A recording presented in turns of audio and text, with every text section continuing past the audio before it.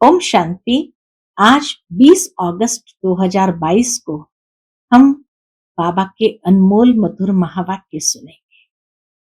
आज की मुरली में बाबा ने पुनः हमारा अटेंशन पढ़ाई पर खिंचवाया है। बाबा कहे, बच्चे, तुम्हें पढ़ाई का कदर होना चाहिए। कभी भी पढ़ाई को मिस नहीं करना है, क्योंकि इसी पढ़ाई से तुम विश्व की बादशाही प्राप्त करते हो। इसी पढ़ाई से उच्च स्टेटस प्राप्त करते हो। इसी पढ़ाई के आधार से हम बाबा के साथ पुनः अपने घर जाएंगे और फिर नई राजधानी में आएंगे। बाबा कहे, कई बच्चे फिर भी पढ़ाई को मिस कर देते हैं, क्योंकि उन्हें शायद ये निश्चय ही नहीं है कि पढ़ाने वाला कौन है।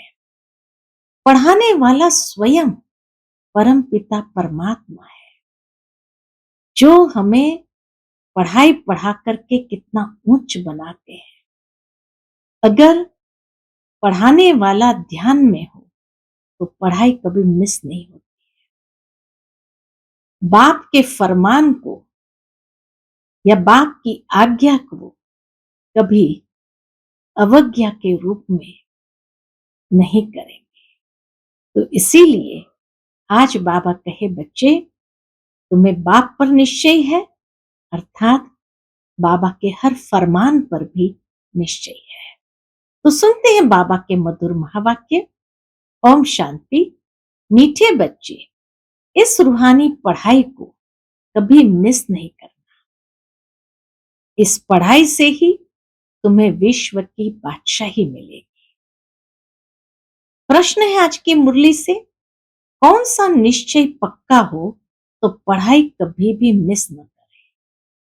उत्तर, अगर निश्चय हो कि हमें स्वयं भगवान टीचर रूप में पढ़ा रहे हैं, इस पढ़ाई से ही हमें विश्व की बादशाही का वर्षा मिलेगा और उच्च स्टेटस भी मिलेगा।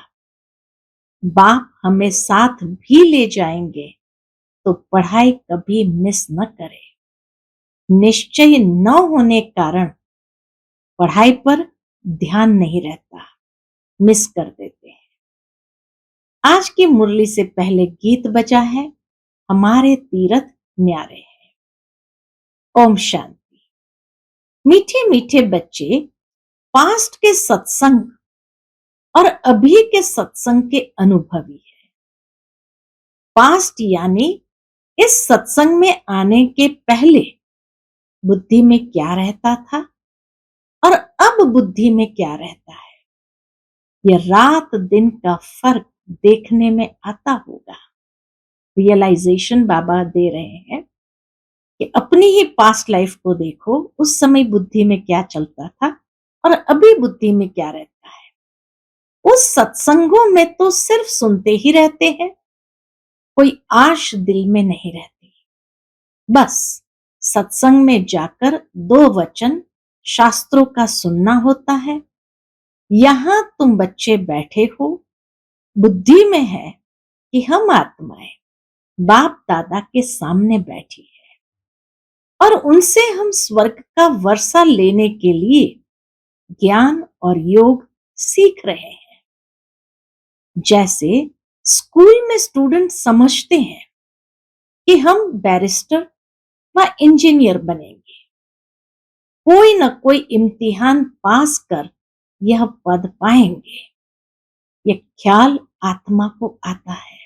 बाबा कहे, दुनिया की पढ़ाई पढ़ते समय ये ख्याल बुद्धि में आता है, तो ये ख्याल आत्मा को आते हैं, अभी हम पढ़कर फलाना बनेंगे। सत्संग में कोई एम नहीं रहती है कि क्या प्राप्ति होगी, करके कोई को आश होगी भी तो वह अल्पकाल के लिए साधु संतों से मांगेंगे कि कृपा करो, आशीर्वाद करो। यह भक्ति व सत्संग आदि करते यहां तक आकर पहुंचे हो। अभी हम बाप के सामने बैठे हैं, एक ही आश है, आत्मा को बाप से वर्षा लेने की। उन सत्संगों में वर्षा लेने की बात नहीं रहती। स्कूल अथवा कॉलेज में भी वर्षा पाने की बात नहीं रहती। वह तो टीचर है, पढ़ाने वाला। स्कूल में हमेशा एम रहती है, इस पढ़ाई से क्या बनना है। सत्संगों में कोई आश नहीं रहती है। कोई अल्पकाल क्षण भंगुर आश जरूर रख करके सत्संग में जाते, वो भी साधु संतों से कृपा मांगते हैं, आशीर्वाद मांगते हैं। लेकिन बाप से वर्षा प्राप्त होता है। तो बाबा कहे स्कूल कॉलेज में वर्षा पाने की बात नहीं रहती है। वह तो टीचर है, पढ़ाने वाला। वर्षे की आश इस समय तुम बच्चे लगाकर बैठे हो। बरोबर बाप परमधाम से आया हुआ है, हमको फिर से सदा सुख का स्वराज्य देने। यह बच्चों की बुद्धि में जरूर रहेगा ना। फिर भी समझते हैं बाप के सन्मुख जाने से ज्ञान के अच्छे बाण लगेंगे। मधुबन में आएंगे, बाबा के सन्मुख मुरली सुनते थे तो समझते हैं कि ज्ञान के अच्छे बाण लगेंगे। क्यों? क्योंकि वह सर्वशक्तिमान है। बच्चे भी ज्ञान बाण मारने सीखते हैं, परंतु नंबरवार पुरुषार्थ अनुसार। यहां ही डायरेक्ट सुनते हैं, समझते हैं बाबा समझा रहे हैं। और कोई सत्संग व कॉलेज में ऐसे नहीं समझेंगे। हम बेहद के बाप से बेहद का वर्षा ले रहे हैं।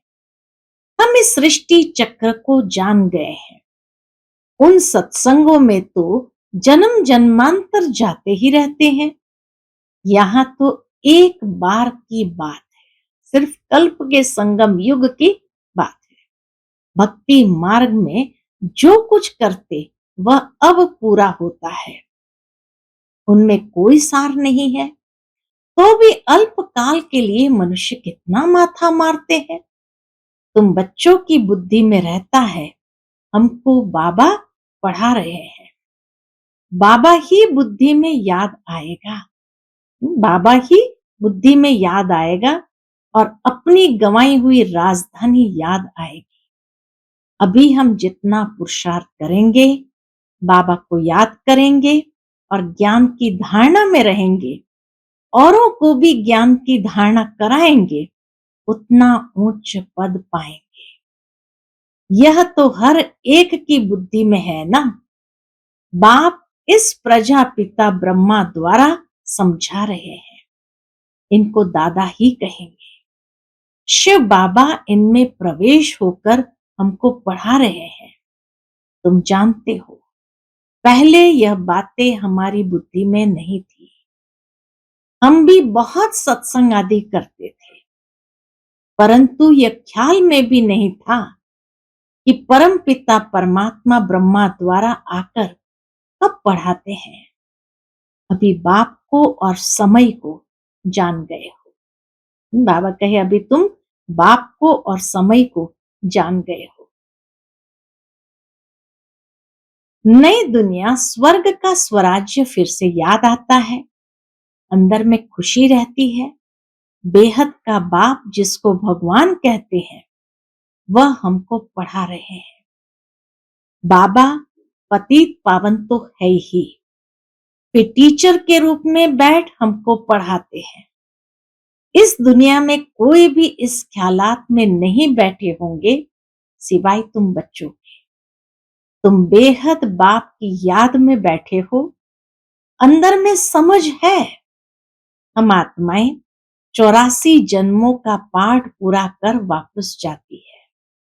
फिर स्वर्ग में जाने के लिए बाप हमको राजयोग की शिक्षा दे रहे हैं। बच्चे जानते हैं यह राजयोग की शिक्षा दे स्वर्ग का महाराजा महारानी बनाने वाला बाप के सिवाय और कोई हो नहीं सकता। इम्पॉसिबल है। बाबा एक ही बार आकर पढ़ाते हैं, स्वर्ग का मालिक बनाने लिए। बुद्धि में रहता है।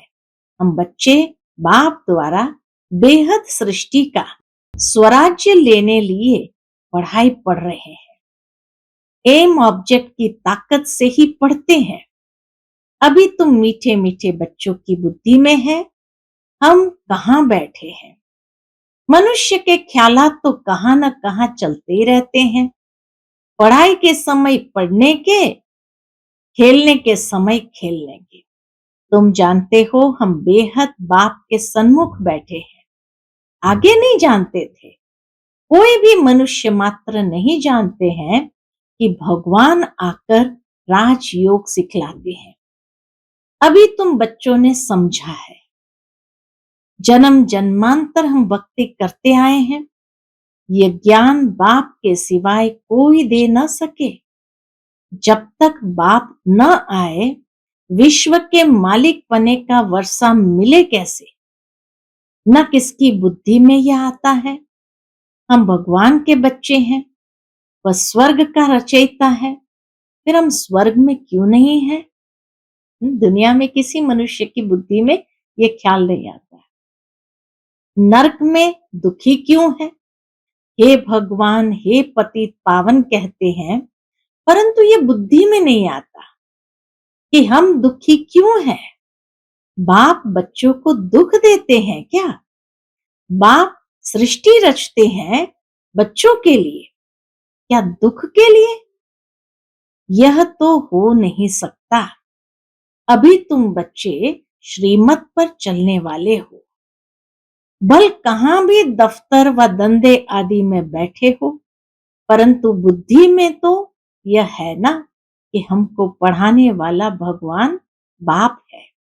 हमको रोज सवेरे क्लास में जाना होता है। क्लास में जाने वालों को ही याद पड़ता होगा। बाकी जो क्लास में नहीं आते, तो वो पढ़ाई को और पढ़ाने वाले को समझ कैसे सकते हैं।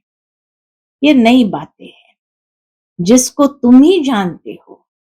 बेहद का बाप जो नई दुनिया रचने वाला है, वह बैठ नई दुनिया के लिए हमारा जीवन हीरे जैसा बनाते हैं। जब से माया का प्रवेश हुआ है, हम कौड़ी जैसा बनते आए हैं। कलाएं कम होती गई है। माया ऐसी खाती आई है। बाबा कहे माया ऐसे खाती आई है जो हमको कुछ भी पता नहीं पड़ा। अभी बाप ने आकर बच्चों को जगाया है। किससे? अज्ञान नींद से। वह नींद नहीं, अज्ञान नींद में सोए पड़े थे। ज्ञान तो ज्ञान सागर ही देते हैं, और कोई दे नहीं सकते। एक ही हमारा बिलवेड मोस्ट बाप ज्ञान का सागर पतित पावन दे सकते हैं। ज्ञान और कोई नहीं दे सकता। एक ही मोस्ट बिलवेड बाप ज्ञान का सागर पतित पावन दे सकते हैं। अब बच्चे जान गए हैं। इस युक्ति से बाप हमको पावन बना रहे हैं। पुकारते भी है, हे पतित पावन बाबा आओ, परंतु समझते नहीं है कि कैसे आकर पावन बनाएंगे। सिर्फ पतित पावन कहते रहने से तो पावन नहीं बन जाएंगे। तुम जानते हो कि इस समय सब पतित भ्रष्टाचारी है। जो भ्रष्टाचार से पैदा होते हैं, वह कर्तव्य भी ऐसा करेंगे। यह बेहद का बाप बैठ समझाते हैं। तुम यहाँ सन्मुख बैठकर सुनते हो, तो तुम्हारी बुद्धि का योग बाप के साथ रहता है। फिर कुसंग तरफ जाते हैं, बहुतों से मिलते करते हैं, वातावरण सुनते हैं, तो जो सन्मुख की अवस्था रहती है, वह अवस्था बदल जाती है। मधुबन में आते हैं, बुद्धि योग बाबा के साथ है, सन्मुख बैठकर सुनते हैं, तो एकदम नशा चढ़ जाता है। अवस्था ऐसी होती है।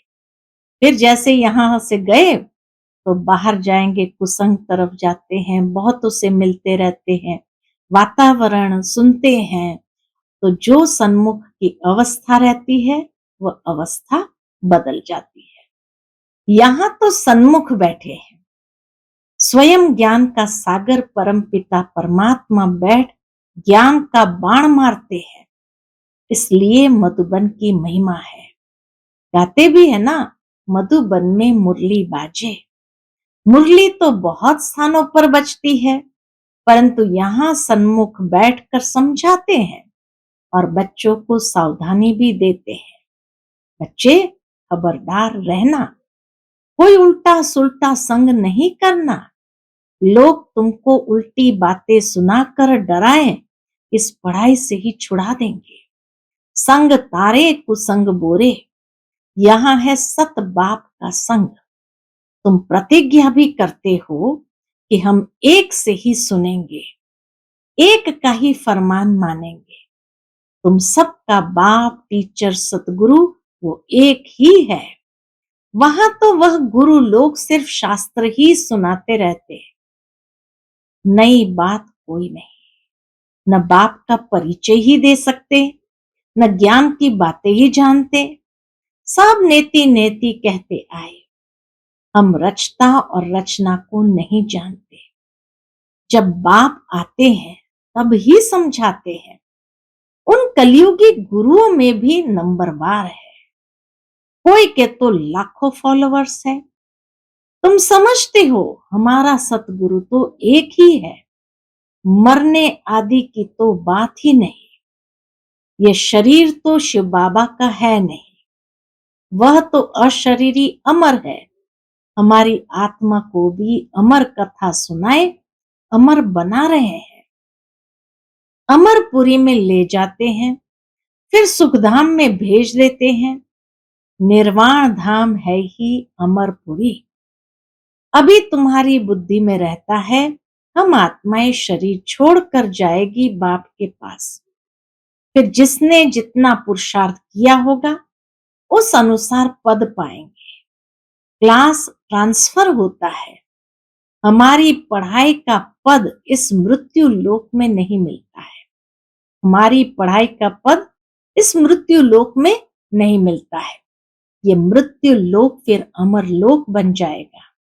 अब तुमको स्मृति आई है कि हमने सतयुग त्रेता में 21 जन्म राज्य किया, फिर द्वापर कलयुग में आए। अब यह है हमारा अंतिम जन्म, फिर हम वापस जाएंगे वाया मुक्ति धाम होकर, फिर सुखधाम में आएंगे। बाप बच्चों को कितना रिफ्रेश करते हैं। आत्मा समझती है कि हम 84 के चक्र में आते हैं। परमात्मा कहते हैं मैं इस चक्र में नहीं आता, मुझ में इस सृष्टि चक्र का ज्ञान है। यह तुम जानते हो कि पतित पावन बेहद का बाप है, तो वह बेहद को ही पावन करने वाला होगा ना। पतित पावन बेहद का बाप है तो वो बेहद को ही पावन करने वाला होगा ना। कोई मनुष्य बेहद का बाप हो न सके, वह बेहद का बाप एक ही है। तुम जानते हो हम आत्माएं वहां की रहने वाली है, वहां से फिर शरीर में आते हैं। पहले पहले कौन आया पाठ बजाने, यह तुम समझते हो। हम आत्माएं निराकारी दुनिया से आई है पाठ बजाने।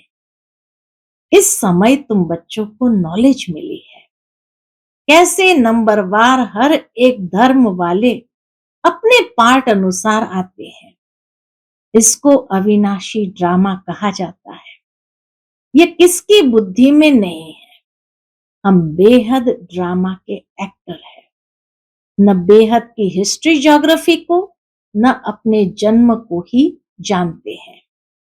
बाबा तुमको कितना रिफ्रेश करते हैं पुरुषार्थ अनुसार। मधुबन में बाबा के सामने आते हैं तो बाबा कितना रिफ्रेश करते हैं, लेकिन रिफ्रेश होते भी है पुरुषार्थ अनुसार। कोई तो बड़ी खुशी में रहते हैं बाबा, कोई तो बड़ी खुशी में रहते, क्या कहते, बाबा हमको सत्य ज्ञान सुना रहे हैं। और कोई मनुष्य मात्र यह ज्ञान दे नहीं सकते। ये खुशी है, बाबा हमें सत्य ज्ञान देता है जो ज्ञान कोई मनुष्य मात्र दे नहीं सकते। इसलिए इसको अज्ञान अंधेरा कहा जाता है। अभी तुम जानते हो हम अज्ञान अंधेरे में कैसे आए, फिर ज्ञान सोजरे में कैसे जाना है, यह भी नंबरवार समझ सकते हैं। घोर अंधियारा और घोर सोजरा किसको कहा जाता है? यह अक्षर बेहद से लगता है। आधा कल्प रात, आधा कल्प दिन, व समझो सांझ और सवेरा, यह बेहद की बात है। बाबा आकर सभी शास्त्रों का सार समझाते हैं। यह जो दान पुण्य करते हैं, शास्त्र पढ़ते हैं, उससे तो अल्पकाल का सुख मिलता है। बाप कहते हैं मैं इनसे नहीं मिलता हूं। जो मैं विश्व का मालिक उन्हों को बनाऊं, यह भी समझते हो कि सब विश्व के मालिक बन नहीं सकते। मालिक वह बनते हैं जिन्हों को बाप पढ़ाते हैं। वही राजयोग सीख रहे हैं। सारी दुनिया तो राजयोग नहीं सीखती है। फोटो में कोई ही पढ़ते हैं। कई तो 5-6 वर्ष 10 वर्ष राजयोग सीखते, फिर भी पढ़ाई छोड़ देते हैं। बाप कहते हैं माया बहुत प्रबल है, बिल्कुल ही बेसमझ बना देती है, फारकती दे देते हैं। कहावत है ना, आश्चर्यवत बाप का बनंती कथंती फिर फारगती देवंती। बाप कहते हैं उनका भी दोष नहीं है। ये माया तूफान में ले आती है। ऐसी सजनियां जिनको श्रृंगार कर स्वर्ग की महारानी बनाते हैं, वह भी छोड़ देती है।